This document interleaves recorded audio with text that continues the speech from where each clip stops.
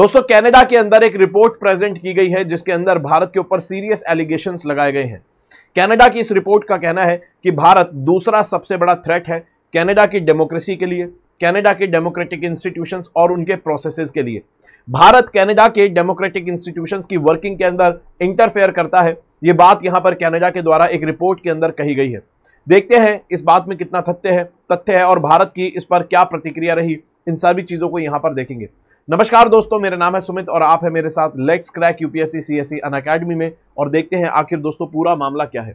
अगर बात करें यहां पर तो कहा गया है कि भारत सेकंड मोस्ट आपको एक सीरियस थ्रेट देखने को मिलता है कनाडा की डेमोक्रेसी के लिए, और यह बात कही गई है national security and intelligence committee of parliamentarians report के अंदर यह बात यहां पर कही गई है।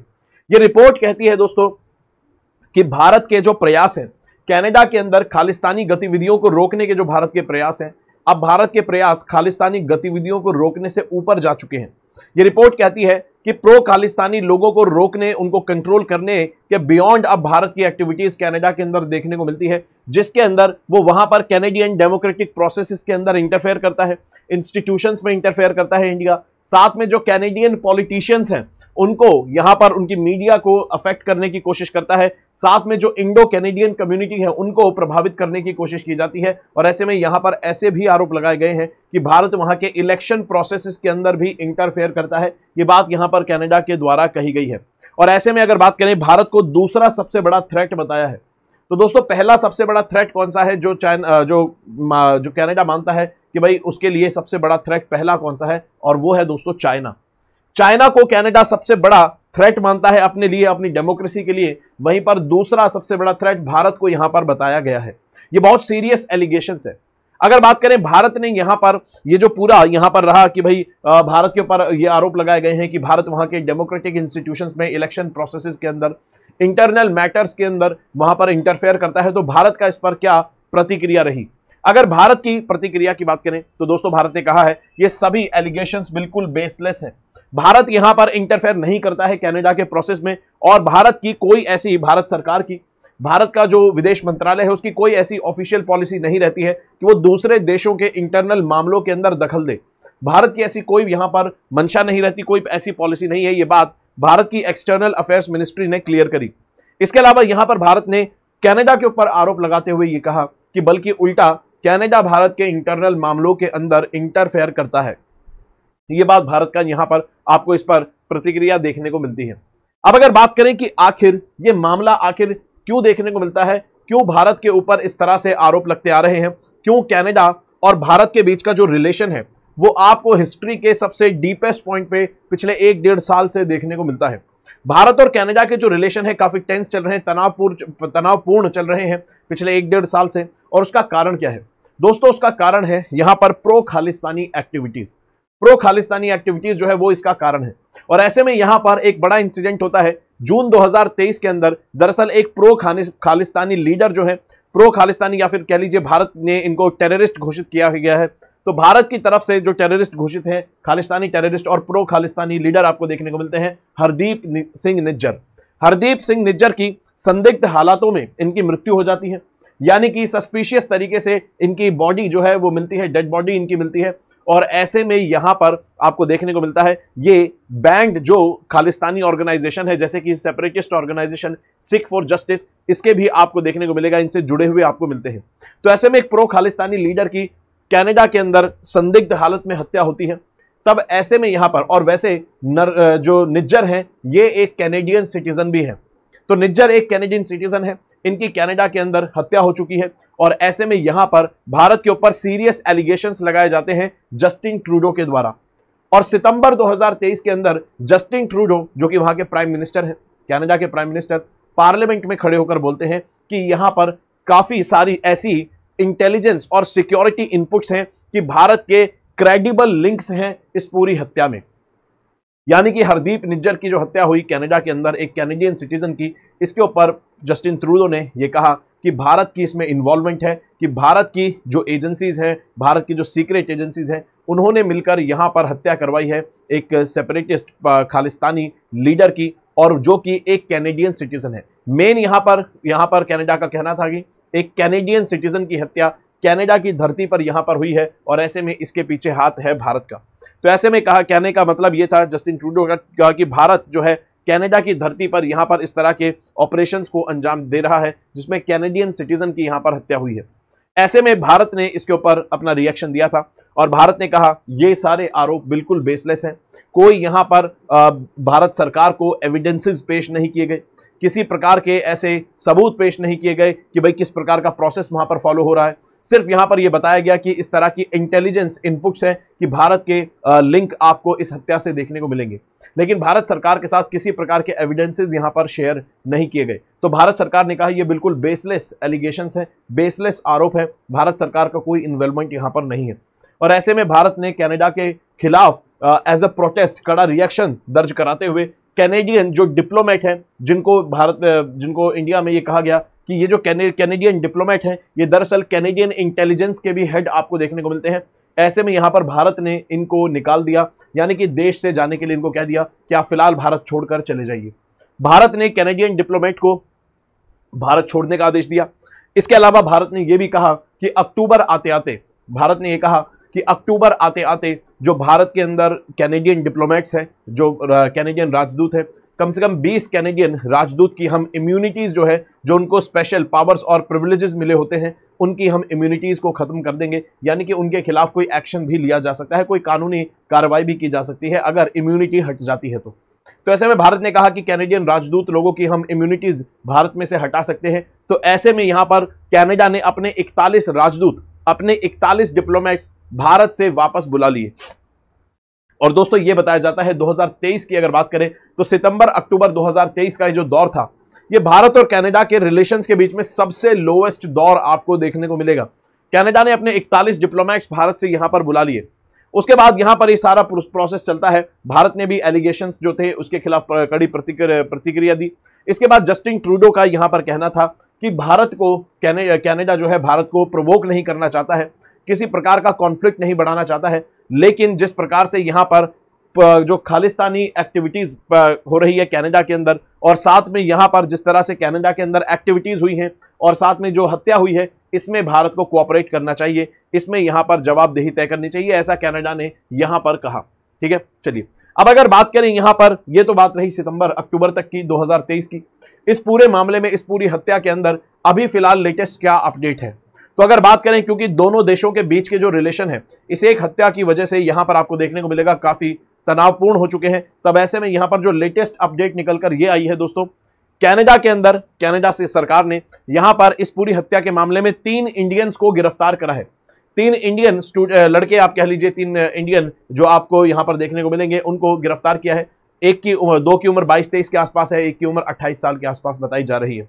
तो ऐसे में यहां पर 3 इंडियंस को गिरफ्तार किया गया है कनाडा में, कनाडा सरकार के द्वारा। और ऐसे में कनाडा ने भारत को इन्फॉर्म कर दिया कि भाई हमने 3 लोगों को गिरफ्तार किया गया है।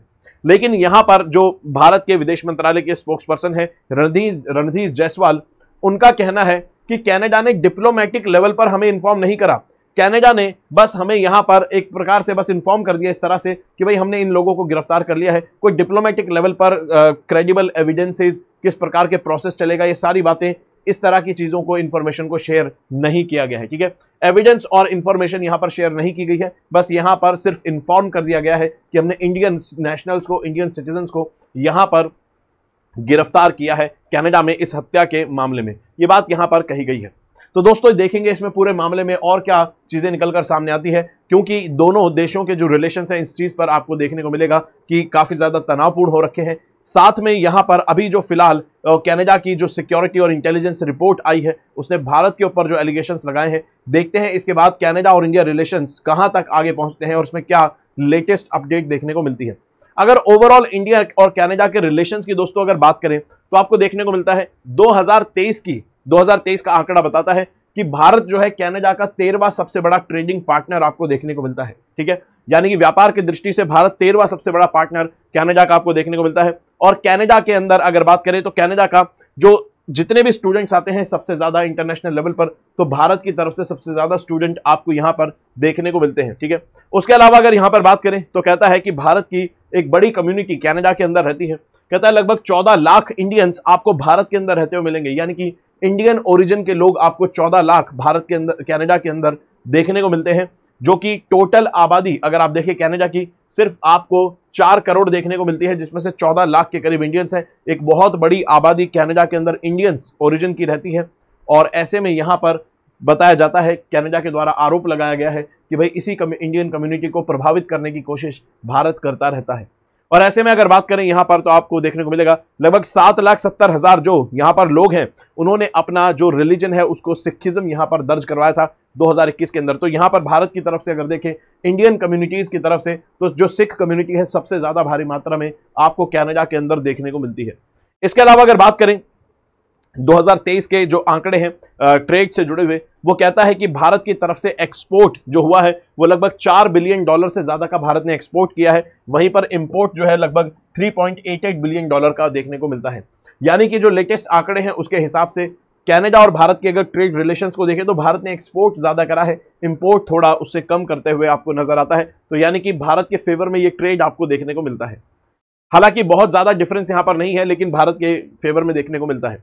इसके अलावा अगर बात करें यहां पर, तो कहता है कि अगर ट्रेड रिलेशंस को इंप्रूव करने की जहां तक बात है दोनों देशों की, तो 2023 में ये जो सारी घटनाएं हुई, 2023 सितंबर से यहां पर कनाडा और भारत के बीच में जो ट्रेड अग्रीमेंट्स होना है उसकी चर्चाएं यहां पर रुकी है।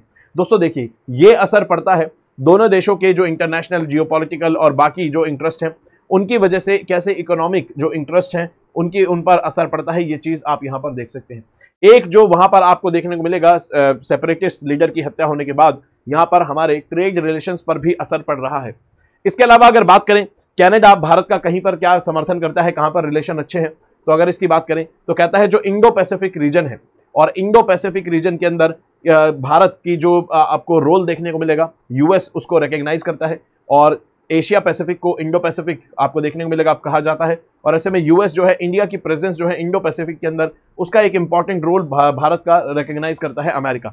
उसी तरह से कनाडा भी इंडो पैसिफिक स्ट्रेटेजी अपनी लेकर आया था पिछले 2 साल पहले, और ऐसे में यहां पर कनाडा भी भारत का एक इंपॉर्टेंट रोल रिकॉग्नाइज करता है इंडो पैसिफिक रीजन के अंदर, कि भाई इंडो पैसिफिक स्ट्रेटेजी में भारत का इंपॉर्टेंट रोल है। और इसका आप कारण ये भी समझ सकते हैं क्योंकि टॉप मोस्ट जो थ्रेट है कनाडा, उसको चाइना को मानता है अपना।